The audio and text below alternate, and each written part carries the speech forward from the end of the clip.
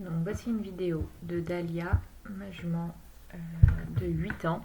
Cette vidéo a été filmée le 24 mai 2021 et elle a ça de spécifique que je me filme donc avec une selle toute neuve, enfin toute neuve, toute récente, qui m'a été conseillée donc par une saddle-fitteuse. Et donc j'avais filmé cette séance dans l'objectif de m'observer dessus et de pouvoir me faire un auto-retour sur mon équilibre dans cette selle et dans le travail avec la jument et de pouvoir observer comment je fonctionnais avec. Je commande cette vidéo le 8 septembre 2021, donc presque 3 mois plus tard. Je la commande avec un gros décalage et quelques reculs sur la selle en question et sur l'équilibre. Il s'avère qu'en fin de compte, cette selle tourne et avance. Ce qu'elle a de particulier par rapport à ma précédente, c'est que l'arçon est plus étroit et finalement me convient beaucoup mieux. Ma jambe tombe beaucoup plus facilement à sa place et donc je constate qu'un certain nombre de soucis d'équilibre que j'avais, notamment de position du bassin, d'incompréhension que j'avais par rapport au coach que je pouvais voir qui me demandait souvent d'ouvrir les cuisses, mais si je le faisais, alors je sentais mon bassin s'avancer énormément et si je relâchais mes jambes, mes cuisses, j'avais mes jambes qui bougeaient beaucoup. Donc on me dit très souvent fixe ton bas de jambe et desserre les genoux, mais je ne peux pas faire l'un et l'autre. Et en fait, c'est parce que je suis petite, je fais 1m60 et visiblement je dois avoir le bassin relativement étroit parce que in fine je m'aperçois que là, avec cette selle qui visuellement ne change pas grand chose des autres, mais qui a apparemment est d'un arçon un peu différent, ou la place des couteaux d'étrier, bref, je me retrouve avec une jambe qui colle sans que j'ai besoin de tourner ma jambe sur l'intérieur, sur le devant de la cuisse. Et ma jambe est effectivement beaucoup plus fixe sans que j'ai besoin d'y penser. Elle ne part plus en avant. J'ai beaucoup moins une position cow-boy, on va dire. Et j'ai du coup moins besoin de me concentrer sur notamment mes talons qui, bon, sur le plat, ça n'a jamais posé énormément de soucis. Encore que j'ai tendance à avoir très peu de contact avec mes étriers et avoir beaucoup de mal à être à la fois en appui sur mes talons et au contact du cheval avec ma jambe. Et là, du coup, c'est vrai que ça résout un petit peu ce problème-là, puisque du coup, ma jambe tombe beaucoup plus naturellement sur son plat, ce qui fait que j'ai pas de difficulté à garder l'étrier au pied, je glisse moins dans mon étrier, et donc j'ai moins besoin de mettre de force dans ma jambe, et donc je peux plus me focaliser sur mon action de jambe. En tout cas, ça me prend moins la tête, c'est le cas de dire, ça m'accapare moins de concentration. En revanche, donc, je me suis aperçue au fil des usages qu'en fin de compte, cette selle s'avançait trop. Donc là, on va voir un petit peu comment elle est positionnée. On voit que la jument a un bon mouvement avec. En tout cas, elle ne gêne pas du tout Dahlia. Par contre, j'ai un geste qui... Enfin, là, pour le moment, elle est encore bien à sa place, mais on va la voir avancer un peu au fil de la séance. Et pour le moment, je trouve que j'ai des mains qui sont relativement fixes, sans support, sans soutien, et c'est vrai que là on va bien voir la corrélation entre la position de la selle, l'attitude de la selle et ma jambe. Alors elle a un trou qui pulse fort, d'où cette allure à ce trou enlevé un petit peu saccadé.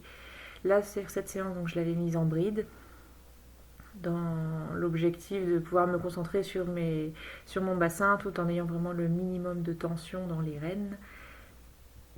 Car Dahlia, son problème principal, ça reste d'avoir une tendance à se redresser, c'est pas se redresser, justement, c'est à se creuser, à fesser un peu son garrot, à monter sa tête, à descendre sa nuque.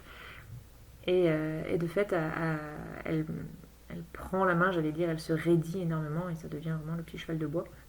Alors que tant qu'elle est comme ça, avec la nuque flexible, la bouche aimable, comme disaient les grands cavaliers, elle mâchonne beaucoup son mort, c'est vrai que c'est une remarque qu'on me fait beaucoup, mais tant qu'elle mâchonne son mort, elle a la bouche et la nuque souple, et tant qu'elle a la nuque souple, alors j'ai cette allure très déliée, ces grandes foulées. Et donc la difficulté pour elle, pour nous, c'est toujours d'arriver à fixer ce contact, cette tête, sans que ça se devienne une raideur, une tension. À l'inverse, effectivement, alors c'est un cheval, on m'a tout souvent dit, il y a plusieurs coachs qui m'avaient dit que je ne pouvais pas l'encapuchonner tellement elle était en encolure de serre au début, tellement elle était forte. Donc il ne fallait pas que j'hésite à commencer tous mes exercices par la nuque et à ne demander à la limite que ma nuque. Enfin, la nuque, j'ai vraiment fait tout son dressage de base en focalisant vraiment sur cette notion d'assouplir cette nuque et cette encolure, parce que Autrement, j'avais un petit cheval de bois qui était indirigeable. Et puis surtout, je sentais qu'elle travaillait mal. Je l'ai déjà dû le dire dans une autre vidéo, mais elle se met tellement à la retourne qu'elle en toussait quand elle était petite. Elle se mettait à tousser quand elle redressait sa tête et qu'elle mettait sa tête dans le prolongement de l'encolure en se retournant complètement. Ça lui écrasait la trachée et elle arrivait même plus, plus correctement à respirer. Et dès qu'elle revenait, dès qu'elle fléchissait dans sa nuque et qu'elle abaissait son bout de son nez, elle respirait à nouveau normalement. Donc elle faisait quand même ça très fort. Et donc là, ce cheval, on m'a toujours dit je ne pouvais pas l'encapuchonner. Là, c'est la première fois sur cette séance qu'elle va s'encapuchonner un peu. On la voit passer un peu en arrière de la main. Et c'est la première fois que ça arrive. Et jusqu'ici, la seule fois. Je l'ai montée en bride depuis, j'ai plus le souci. Alors, petite chose aussi, encore une fois, c'est la première séance en bride depuis plus d'1 an. C'est vrai que je l'avais pas mise en bride depuis très longtemps, au moment de cette séance. On voit quand même que les rênes sont toujours flottantes. Alors, d'aucuns me diront que c'est pour ça qu'elle secoue la tête et qu'elle est inconstante. Mais là, sur la bride, si je mets de la tension sur la reine, mais justement, je perds le garrot. Et elle est très, on va dire, prudente, c'est-à-dire qu'elle se méfie un petit peu du mort de bride. Et je préfère lui laisser un petit peu flottant pour qu'elle lui fasse confiance. Parce que je me connais, je sais aussi que là, quand elle fait une extension de tête comme elle vient de faire là, il y a 1 seconde et demie, 2 secondes, et bien là, si elle se cogne, si elle est déjà sur une tension, alors là, elle a fait son garrot. Alors que là, elle se contente de retourner un peu, mais elle sent qu'elle tend toute seule sa gourmette et hop, elle reprend sa nuque et j'arrive à garder on ne braque pas le garrot, donc il y a moins à rattraper derrière. Là, le petit départ au galop, il est venu sur un appuyé. C'est une séance où je fais beaucoup de 2 pistes. Beaucoup de 2 pistes. Et c'est vrai qu'en m'observant a posteriori, je me rends compte qu'il faut, depuis je l'ai travaillé, qu'il faut vraiment que je fasse attention à la rectitude, parce qu'à force d'être toujours dans une demande de pli, la rectitude ça devient plus compliqué. Mais je la trouve quand même très très remarquablement régulière, assez homogène dans son allure. Là, on sent que l'épaule en or lui a un petit peu coûté, le virage et l'eau elle aime pas. Elle a perdu un peu de rebond, mais voilà, hop, dès que sa nuque est placée, son garrot revient et vraiment, je trouve qu'on voit que le rebond est supérieur. Il faudra un jour que j'utilise un de ces outils de mesure de l'allure pour voir si ça confirme mon ressenti, mais il me semble bien que voilà, hop, là, elle a vraiment une allure qui a du rebond. C'est pas constant, je suis d'accord, c'est pas encore tout à fait constant, ce serait peut-être plus joli avec plus de tension, mais à ce moment encore de son dressage, quand je mets de la tension, je perds en précision au niveau de la direction. Elle rentre, elle se routine un peu comme un petit robot, quand elle prend son contact sur son mort, elle se met en tension, je sens moins son dos bouger et j'ai moins de réactivité. Donc je ne suis pas capable de demander une transition aussi efficacement que quand elle est un peu plus flottante comme ça et un peu plus variable, on va dire. Et alors que quand elle est variable comme ça, je peux mobiliser vraiment les épaules. Là, avec un petit pli, hop, je la change de pli sur assez peu de choses finalement. Vraiment sur un déplacement de main plus qu'un changement de tension dans la reine. Là, je lui demande une extension, on voit que je suis vraiment sur le filet et que je laisse vraiment la bride la plus lâche possible pour lui demander une descente d'encolure dedans. Et là, on se sent, voilà, là, elle se met en traction, entre guillemets, dedans. Je perds un petit peu son garrot. Et elle a tendance, en fin de compte, à encapuchonner plutôt qu'à étendre. Ça, c'est quelque chose aussi que j'ai travaillé depuis. Là, je lui demande donc un appuyé vers la droite, mais avec une extension, parce qu'elle a tendance aussi, ça c'était un peu son défaut, de s'entabler dans les appuyés et de perdre beaucoup d'amplitude et d'impulsion. Donc c'est pour ça que là j'essaie de la travailler dans un grand trot bas et long avec assez peu de contact pour garder un cheval confiant dans la main et réactif dans la longueur, en fin de compte, si on pouvait dire. Vraiment, dès qu'elle remonte sa tête, son garrot se fige, ça dure une fraction de seconde, mais c'est vraiment assez net à voir quand même. Là, elle est sur une petite épaule en dedans, et on voit tout de suite que l'allure ralentit fort, c'est plus difficile pour elle aussi de mobiliser, donc je la refais avancer ensuite sur le cercle en essayant d'avoir quelque chose de l'ordre de la prise de contact, de l'avancer sur son mort, sur sa commissure. Et la reine de bride, finalement, elle sert de garde-fou, plutôt pour un rappel à l'ordre quand elle donne son coup de tête vers le haut, plus que comme une aide. Voilà, hop, épaule en dedans, et un peu de hanche en dedans, oui c'est ça, là c'était des hanches en dedans.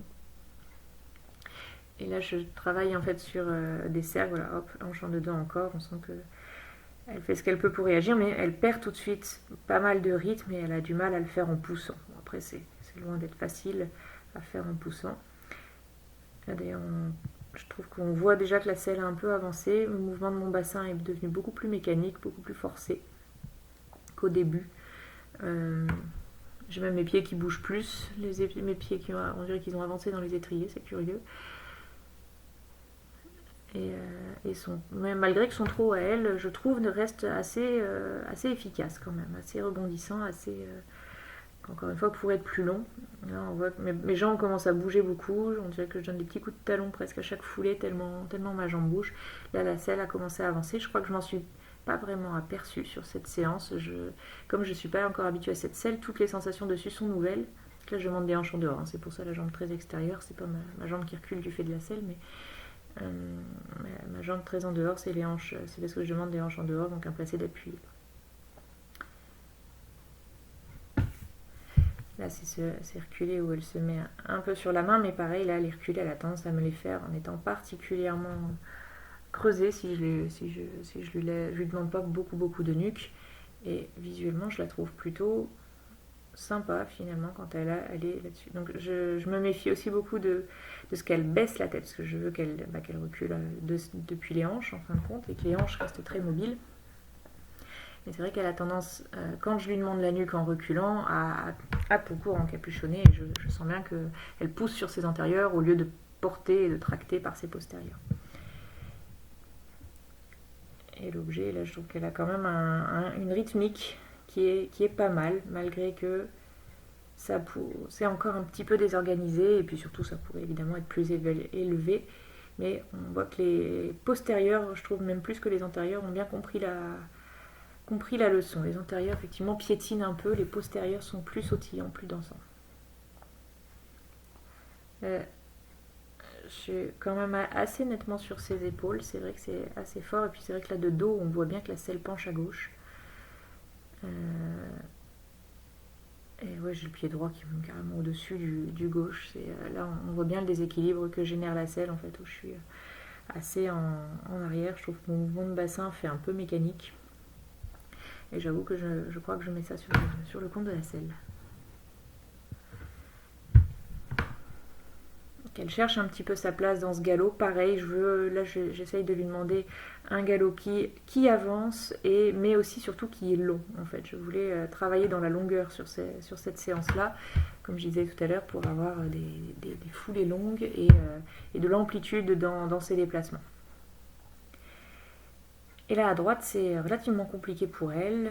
Pourtant, elle a plutôt un bon équilibre à droite. Elle préfère de loin le travail à droite qu'à gauche de manière générale.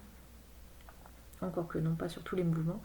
Mais là, effectivement, je la trouve là visuellement. Je me souviens pas trop de la réflexion que je me suis faite le jour de la séance, mais très en dessous du rythme et de l'impulsion qu'on voudrait. En fait. Maintenant, encore une fois, là, je vais lui demander de travailler de la flexibilité du corps, de ses épaules et de ses hanches. Là, j'ai une petite hanche en dedans, une épaule en dedans dans le galop à droite, une petite contre-épaule en dedans. C'est-à-dire que là, j'essaie de la plier un peu à gauche, tandis qu'elle est au galop à droite. On revient dans un pli droit. Et finalement, c'est vrai que autant j'aimerais bien qu'elle ait plus d'amplitude. Hop, début d'appuyer à droite, hanche en dedans à droite. Autant mon sujet, c'était surtout qu'elle reste constante et qu'elle casse pas l'allure. Et surtout qu'elle entable pas. Que j'arrive à garder quelque chose de vers l'avant, au niveau des antérieurs en particulier. Parce que sinon, elle a tendance à écourter son geste et à retenir ses genoux. Donc là, c'était une proto-ligne brisée qui se venait sur une espèce de... un bout des hanches en dedans suivi d'une épaule en dedans dans le galop. Là, on voit qu'elle suit quelque chose de l'extérieur, elle a ses oreilles, le petit coup de cul qui va bien. Et en fait, là, on va être un petit peu déconcentré pendant quelques foulées par le poulain de la ponette dans le pré d'à côté qui est passé sous la barrière. Et sur le coup, j'ai attendu un petit peu avant d'aller l'aider, mais je pensais qu'il passerait dans l'autre sens, mais finalement, il n'a pas trouvé. Donc là, à chaque fois qu'on va passer le long de cette clôture, voilà, elle a les oreilles qui se tendent, elle n'est plus du tout avec moi. Là, je lui demande donc au contre-galop une épaule en dedans. L'épaule en dedans au contre-galop, qui est clairement mon exercice favori à cheval. Je trouve que c'est vraiment un exercice magique. Donc je fais mon contre-galop et je l'incurve sur son cercle malgré le contre-galop. Et j'en profite, ce que j'aime beaucoup faire, c'est du coup sur une serpentine ou en tout cas au moment de revenir à la bonne main, de demander les hanches en dedans assez fortement. Parce que je trouve qu'en général, ils ont un très très bon équilibre après cet exercice. Là, je lui demande les hanches en dehors, cette fois-ci sur la dernière boucle de la serpentine, hanches en dehors. Donc cette fois-ci, de garder un pli droit. D'où cette surprise de sa part, parce qu'elle qui tient très bien le contre-galop droit, là pour le coup, ça lui fait un petit peu bizarre de faire vraiment un renvers comme ça à droite, pardon. Et donc là, le virage à droite, où je lui demande les hanches en dedans. Voilà, on voit bien les hanches qui se décalent à droite quand même assez nettement. Mais du coup, on perd beaucoup d'amplitude au point que voilà, elle casse son allure. Mais là, voilà, fascinée par ce poulain qui était un petit peu dérangé et qui avait, là, on le voit bien, paniqué derrière la clôture.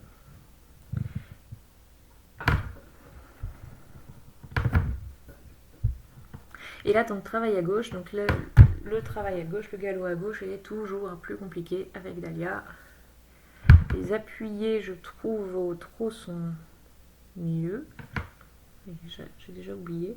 Mais alors, le travail au galop à gauche est toujours plus compliqué. Du coup, j'ai tendance à la garder très incurvée à gauche. Elle me lâche un peu dans la nuque. Là, voilà, c'est maintenant qu'elle va me faire un peu d'encapuchonnement, à ma grande surprise. Là, je lui demande donc les hanches au galop. On manque franchement de rythme, on va pas se mentir. Et c'est là typiquement que son problème de tête en l'air est assez gênant, parce que dès que dans ce galop-là, elle repart tête un peu en l'air, là je perds tout contrôle des épaules. Donc je suis très attentive à son pli, mais je conscientise vraiment qu'il y a un manque de fluidité au niveau du garrot quand on travaille à gauche qui est assez gênant. Donc là je lui ai demandé donc, des hanches en dedans au galop, ici sur le cercle, à nouveau hanche en dedans et en gardant ce pli, mais du coup on perd beaucoup d'activité derrière. Toujours un petit peu de hanche en dedans, un peu de hanche à gauche. Et encore une fois, avec ses oreilles qui batifolent un peu dans tous les sens, elle se demande quoi. Là, c'était épaule en dedans à gauche et je lui demande de développer un peu pour essayer d'aller chercher un appuyé sur le pied gauche. Et ensuite d'enchaîner avec le contre-galop. On a commencé un peu les changements de pied, mais je veux surtout pas qu'elle prenne le coup de changer de pied en sortie d'appuyer. Donc là, elle est vraiment trop déconcentrée par le poulain. Et puis effectivement, ça fait déjà quelques minutes et je vois qu'il n'arrive pas à repasser de l'autre côté, donc je suis descendue pour l'aider à repasser derrière la clôture. Et donc on reprend plus sereinement, il n'y a plus de poulain qui fait le zozo sur le chemin. Il est retourné avec sa mère. Et on reprend donc ce travail de galop à gauche avec moins de distraction. Mais je crois que je n'ai pas repositionné la selle, elle est toujours fort en avant sur les épaules, mais vraiment on voit que le quartier est sur la scapula, sur le haut de la scapula. J'ai les genoux sur son épaule, ce qui n'aide pas mon sentiment de raideur dans le galop. Mais je dois reconnaître tout de même que j'ai pas, à part le fait qu'elle se soit encapuchonnée, ce qui est tout à fait inhabituel et vraiment nouveau, je crois que c'est la seule chose étrange que j'ai retenue, dont je me sois plaint entre guillemets après cette séance. Donc oui, en bridge, je lui mets pas de muserolle. Je veux qu'elle puisse, si elle a... Enfin, voilà, je veux pas qu'elle ait mal, si elle trouve l'action du mort un peu dure, qu'elle puisse ouvrir la bouche pour s'y soustraire. Je préfère de loin ça à un cheval qui grincerait les dents ou qui stresserait surtout de ça. Donc là, hanche en dedans à nouveau, petit travers sur le galop. Épaule en dedans, là je lui demande de pousser un peu et on aborde sur la demi-volte ici le retour pour reprendre le contre-galop. On sent que c'est laborieux, on sent moi j'ai toujours ce sentiment qu'elle escalade foulée après foulée en fait, comme si foulée après foulée il fallait franchir un obstacle. Dans ce galop à gauche, elle n'a presque pas de temps de suspension par rapport à ce qu'elle est capable de faire. Par contre, il faut noter qu'elle le tient de mieux en mieux. Là, je lui demande ma fameuse épaule en dedans au contre-galop, qui est quand même, on voit bien que l'épaule ne se plie pas de la même manière, la tête est presque inclinée sur le côté en rotation. C'est vraiment difficile pour elle de se garder étirée et souple sur ce mouvement-là. Mais je vais lui faire faire quand même sa serpentine. Alors avec moins de hanches en dedans à la sortie, encore qu'elle le fasse plutôt bien, je trouve, à gauche. Ça, dès qu'il s'agit de se remettre dans le pli gauche, elle est très contente. C'est vraiment de donner du pli à droite. Là, voilà, hop, elle sort complètement de son tracé. Là, je voulais garder les hanches en dehors, comme j'avais fait un peu au précédent passage à droite. Mais là, pour elle, c'est assez compliqué à donner. Elle commence à s'habituer à cette histoire de contre-épaule en dedans, mais c'est encore difficile d'enchaîner différents mouvements de deux pistes, on va dire, au galop. Donc on reprend avec un galop un peu plus péchu, ce qui est peut-être bien ce qui manque. Mais alors, là, ça y est, j'ai mes pieds au niveau de ses coudes et mes genoux sur ses épaules. Il faut reconnaître que ça, on n'est pas aidé. On n'est pas aidé. Donc une épaule en dedans, un appuyé qui débute pas si mal. Là, on sent qu'on perd l'équilibre sur l'épaule. L'épaule gauche ne supporte pas bien. Encore un quart d'appuyé, là, qui est pas si mal, jusque la lettre A. Retour sur la piste, petite épaule en dedans. Redonner du pli gauche pour qu'elle reprenne du confort. Redresser un peu. Là, j'ai rallongé mes rênes pour lui demander un peu plus de galop, un peu plus de longueur. Mes résultats, j'ai les rênes qui penchent et j'ai un cheval qui ne prend pas l'avantage que je lui propose. Elle garde son garrot un peu serré. On repart sur un appuyé gauche qui est assez irrégulier. Hein. Hop là, les hanches qui passent devant, les épaules qui font ce qu'elles peuvent. C'est très très irrégulier. Ma main qui lui demandait de remettre du poids à droite avant d'enchaîner. On a vu le petit un peu de contre-pli mais sur le cercle, mais là du coup j'y suis allée plus progressivement que juste avant. Donc je lui demande d'abord un peu de contre-pli sur le cercle, redonner de l'épaule en dedans, demi-volte, hop, remettre du poids sur l'épaule droite, vraiment être capable d'avoir quelque chose d'assez varié au niveau de l'équilibre de l'épaule. À nouveau épaule droite, commencer à mettre du pli à droite maintenant, faire en gros une grande ligne brisée, plus qu'une demi-volte réellement, et enchaîner sur le contre-galop avec le pli droit. Et là on sent, voilà, encore une fois l'activité qui se perd vraiment très fort et le mouvement qui est très irrégulier d'une foulée sur l'autre. Elle se décale beaucoup. Presque plus de temps de suspension, on est quasiment sur un galop à 4 temps. Mais elle arrive à le finir, cette fois-ci elle arrive à enchaîner sa courbe et à garder même son épaule en dedans droite. J'ai mes coudes qui reculent, j'ai plus les coudes au corps. Ma jambe reste plutôt bien fixe, mais là j'ai même carrément le tronc qui passe en avant.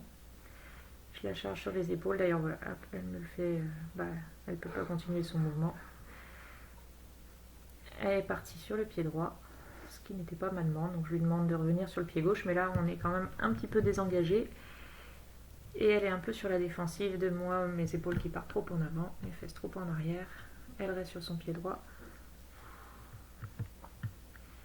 Et je lui ai demandé du coup le changement, puisqu'on commence à le travailler. Elle a réussi à se remettre à gauche. C'était laborieux. Là, je vais lui redonner un petit peu de galop pour redynamiser un petit peu tout ça. On repart sur une diagonale avec un petit appuyé. Et les changements de pied, là j'ai commencé à lui demander le changement. Elle a changé que de devant. Elle n'a pas réussi à changer derrière, elle a rechangé devant. Et là, ça y est, avec son espèce de coup de cul, elle a réussi à changer les 4. Donc, je fais ça bien après avoir fait les contre-galops, parce que je veux surtout pas qu'elle oublie, entre guillemets, les contre-galops. Donc là, pour le coup, j'essaie de faire des diagonales, des doublés plutôt, pardon, non, des diagonales bien droites, mais avec beaucoup d'amplitude, pareil, pour pas qu'elle appréhende les changements de pied. Et là, le droite-gauche passe clairement beaucoup mieux que le gauche-droite. Ça va se confirmer. Donc là, je trouve, là, je lui donne beaucoup plus de galop, je lui laisse de l'amplitude. Et donc là, j'ai coupé le son de la vidéo parce que avec le vent, c'est insupportable. Mais en fait, j'associe toujours, je lui dis hop, assez fort. Je bouge ma main, mais c'est pas ma main, c'était plutôt ma cravache. Là, je voulais lui demander de sortir. Là, elle est restée à gauche, elle n'a pas réussi à faire son changement. Derrière, vraiment, elle a beaucoup de mal à passer de gauche à droite. Hop, le petit coup de cul, elle tente encore une fois. Et avec un bon gros coup de cul, elle a réussi à le passer. Mais du coup, sans passer devant derrière, en fin de compte, elle le fait bien des 4 à la fois. Je suis un peu gourmande sur cette séance, je la laisse pas là-dessus. J'insiste un petit peu. Là, elle commence à trouver que j'abuse un peu. Je lui ai redemandé donc un droite-gauche sur la longueur. Et là, je voulais lui redemander un gauche-droite en fin de longueur. Ce qu'elle a réussi à faire. Et ce qui n'était pas gagné, d'où la grosse caresse en ayant tout lâché derrière.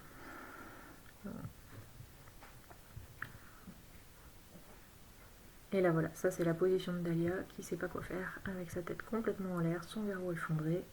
Et je veux pas la reprendre trop vite, pareil pour la bride. Et je leur demande le changement. Donc là on est au galop à droite, ralentir un petit peu, je vais lui demander des hanches. Pour un galop plus court, donc c'est souvent elle a tendance à lever très haut la tête et à faire un peu le cheval à bascule sans monter le garrot. Mais là-dessus, je la laisse un petit peu faire comme elle veut parce que je veux surtout qu'elle sache qu'ensuite on va réaccélérer. Et surtout, elle ne s'amuse pas à passer au pas ou à tout effondrer. Tant pis pour son garrot pour l'instant, je veux qu'elle connaisse l'exercice pour savoir ce qui va suivre. Donc on ralentit très fort le galop, on reste au galop parce que la suite, ça va être de réaccélérer un grand coup. Là, je lui demande des hanches en dedans. Et pareil, l'objectif, ça va être de garder un postérieur qui tape parce que voilà, ensuite on accélère un peu parce que les premières fois que je lui demandais ça, elle abandonnait l'exercice en cours de route. Comme c'est assez difficile, elle s'arrêtait entre deux et je lui laissais faire parce que je voulais que ce soit dans le calme, mais du coup elle avait pris l'habitude de ne plus du tout de ne plus redémarrer son galop derrière, donc elle s'écrasait complètement, j'avais plus d'impulsion. T'enregistres là? T'as arrêté? Non. Et là la même chose à gauche, petit galop ramassé avec un peu de hanche. Alors là c'est plus difficile encore, même si on sent qu'elle... Parce que j'ai toujours ce problème de nuque qui lâche l'affaire. Voilà, là elle entame, elle trottine à moitié, mais c'est bon, on a réussi à repartir.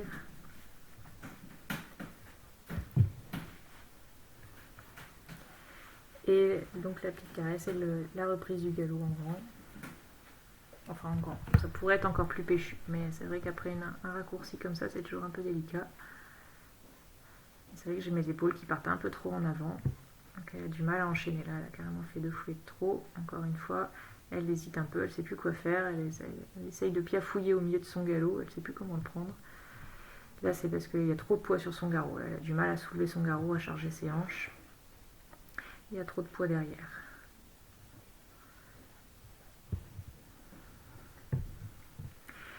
Donc après ça, une belle descente d'encolure et un grand trotting en s'allongeant. Parce que là, je lui ai demandé beaucoup de choses au cours de cette séance. Qui était quand même assez intense et pas si aidée que ça par le matériel, par les conditions.